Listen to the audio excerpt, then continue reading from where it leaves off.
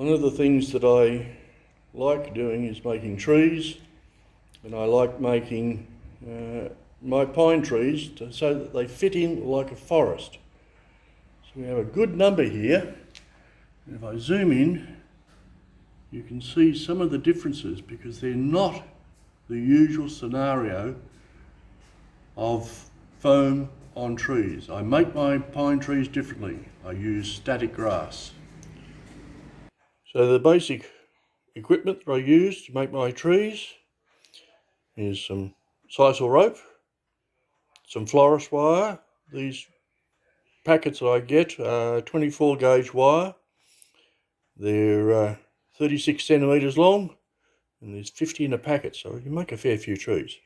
And then on the side here, we've got a lump of wood, a little bit of 2B1, clamped to my desk.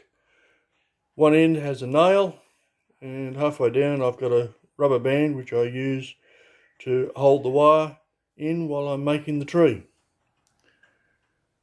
So now I'm going to go through the process, make the basic armature. There's so many versions of how to make bottle brush armatures around, but this is the way I do it. I just have a simple little piece of timber, nail at one end, rubber band at the other to hold the wire, and then it's just a matter of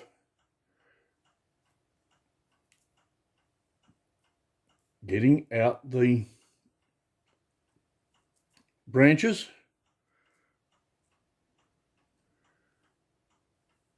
and placing it on the wire. Just to be difficult.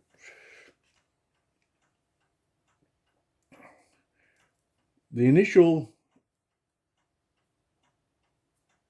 rope that I'm using, cut pieces of rope, 2 centimetre long.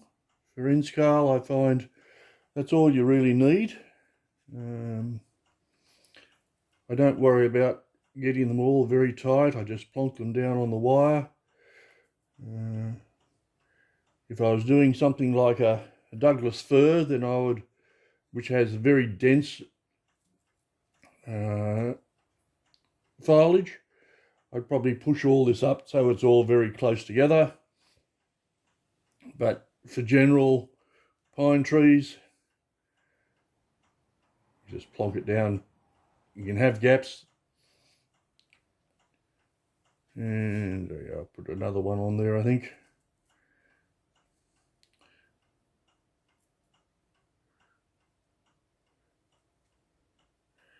I try to, the rope has a sort of natural twist in it because it's been twisted. So when you expand it out, there's a curve. You can see it there. I always set it so that the curve points up. I've seen some other modelers who have done it the opposite way around, but I find naturally the trees tend to, the branches are try to curve up because they're trying to get to the light, and I find once I twist the wire it tends to flatten out anyway. So that'll do me. I'll now bring the top wire back over the top. This is the delicate part, just got to make sure that it all sort of stays in place. I'll push it up a bit. And then the way I do it, and again, it's my way, it's what I'm comfortable with. It's not the only way you can do and twist wire in these bottle brush. There's so many videos out around of how people have done it.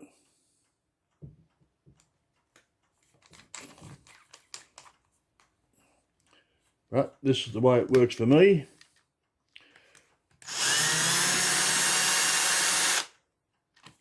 I'll do it. And then I just basically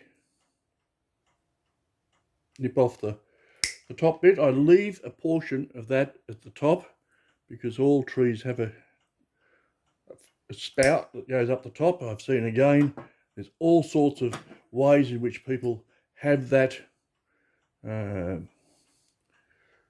top knot of the tree. I find just leave the wire there. It's all that's necessary.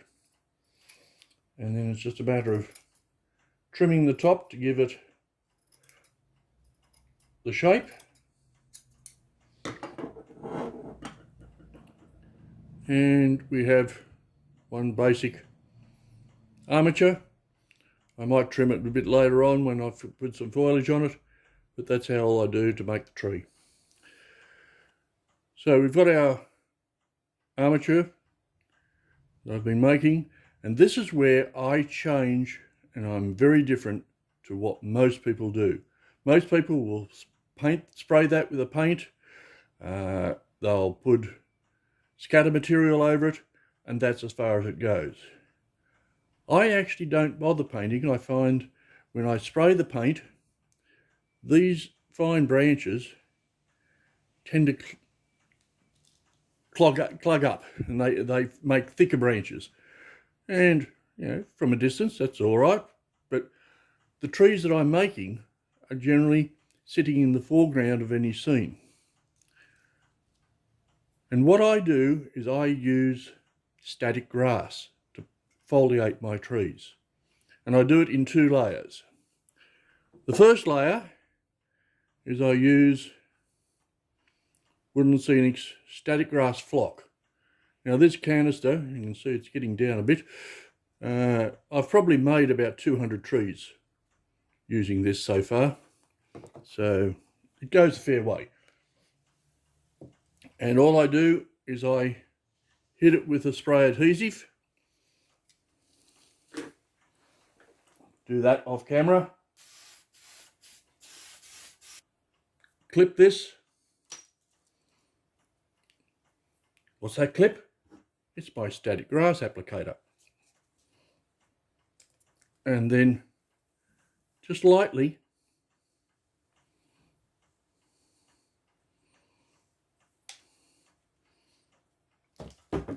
spray grass over it. That's the first coat. I'll let that dry before I do the second coat. So I just plant that in a piece of foam. Just a little bit. Stick it in there, that's why I leave the long length bit. And I'll come back to that and populate it with the next level.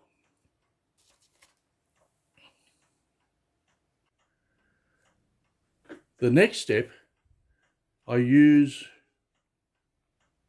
2mm dark green.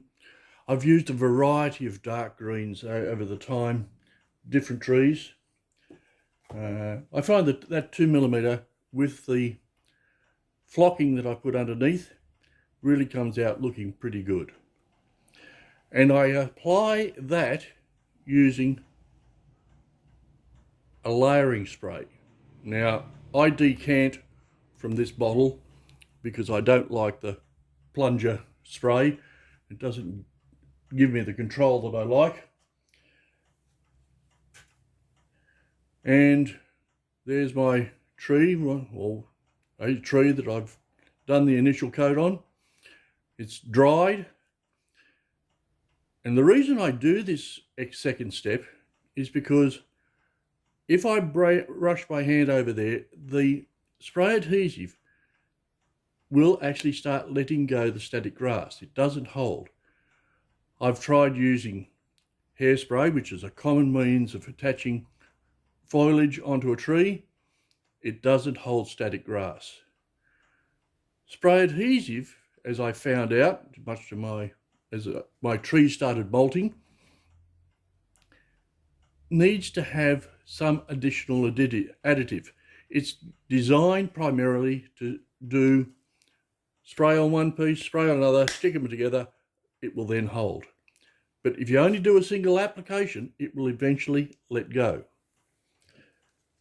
I've tried using the layering spray, just using it, but it doesn't hang on. It seems to need some of the static grass on the premise before it actually hangs onto things. So I've coated the tree with the layering spray. It tends to run all over the place. Again, put the clip on so I can apply the static grass, and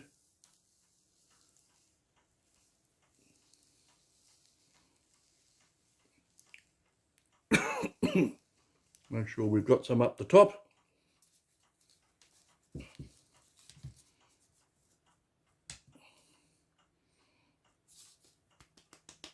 Tap, get off ones, and I'm now looking at a tree which again will need to dry off, and put it back on the board to join the others,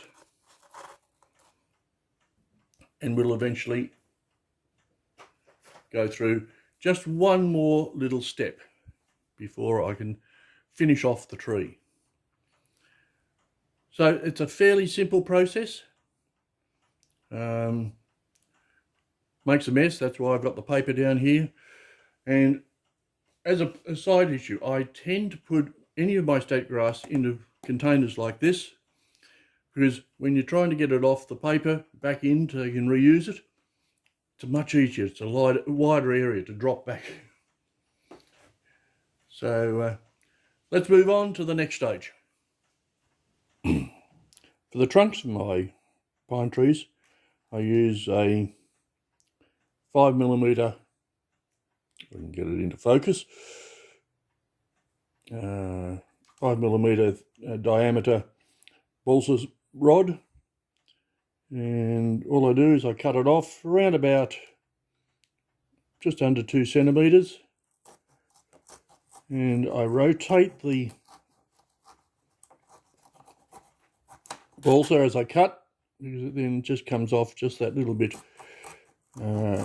without sort of having a rough edge on one side.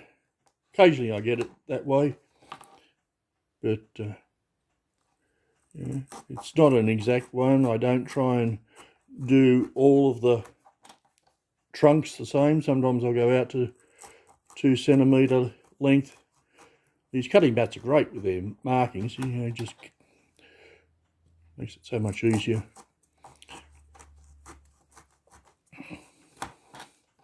And just keep cutting this until I go through the whole rod. I forgot to mention that this, if I can get my hand up here, and what I've done with this dowel is I've used my razor saw to just scratch. You can see the scratch marks in there just to give it a texture, and then I've coated the wood with just a light India ink wash, which is just a little bit of isopropyl alcohol with some drops of India ink, black India ink dropped in, and then just wiped over the wood, and it starts to look like textured that you're going to get from the type of from pine trees. So we'll just go through, cut off a few more. I'm nearly finished now.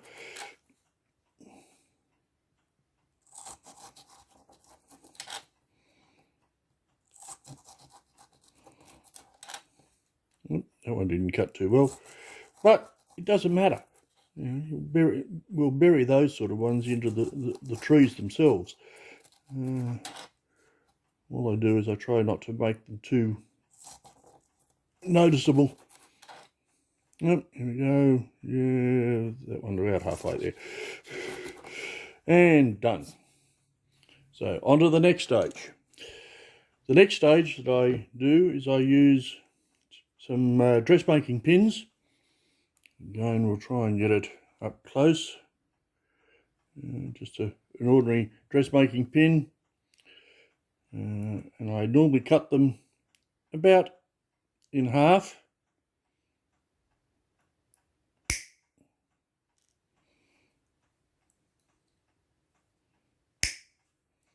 So I get effectively 2 pins to put into the trees for every pin that I get from the dressmaking box.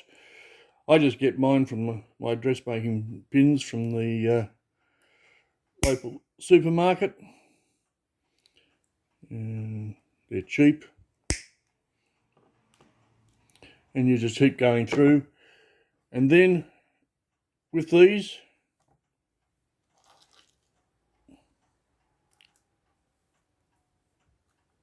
fun and games trying to grab them.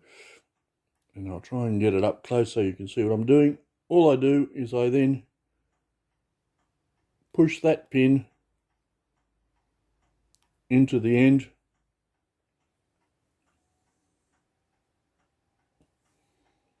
and leave a portion of it out. And this becomes our anchoring point for the tree, so that when the tree needs to go into the ground, provides a point that I can hold in, makes it easier to stand up. I don't have to drill big holes into the machinery. And then at the other end, and this one's going to be real fun trying to work around the camera, is that I have a small drill which I drill into the other end of the tree, and I drill a hole about half the length of the tree trunk. Wasn't quite enough, a little bit more. Gets to be real fun trying to make these things so that now I've got a hole in the bottom. If I can get the angle right. Very hard to see. And what will happen is we'll put the tree into that hole. So now I'm just going to go ahead and do the rest of those, and we'll catch you up with the next scene. So now the final step on making these trees is I look around. Basically it's all dry. I can now trim any unusual branches that don't look right sticking out. Remove anything that just doesn't look right.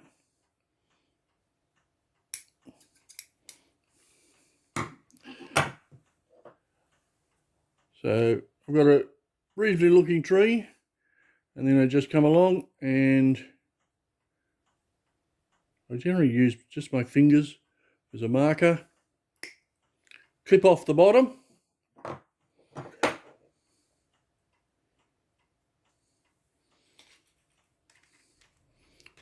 take one of my trunks, bit of super glue,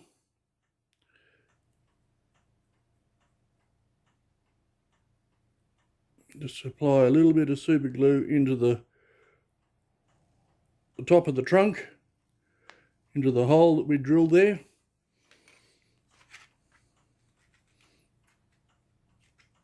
Grab the tree and push it into the trunk. And now we have one pine tree with trunk ready to be placed onto the layout. One final step though, before I do. I normally do this in batches, but for the sake of this video, I'm just going to do a single one. I give it a matte spray.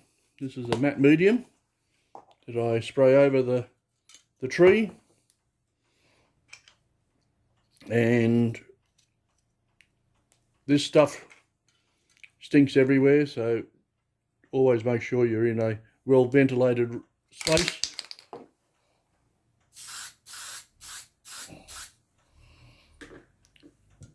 I normally have the tree sitting on the boards, on and give all of the trees a spray in one go. Let that dry, and now we've got the tree finished. And it doesn't take long to create a forest. So these trees are now ready to be planted on the layout, and it's hard to see through the camera, but if I just grab that one, I can try and get up a little bit closer and get it focused. You can see the static grass sticking out just like the pine needles on the real thing.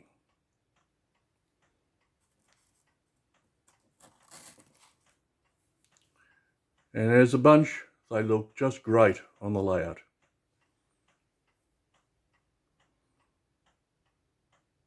So hopefully, you too can be busily making trees.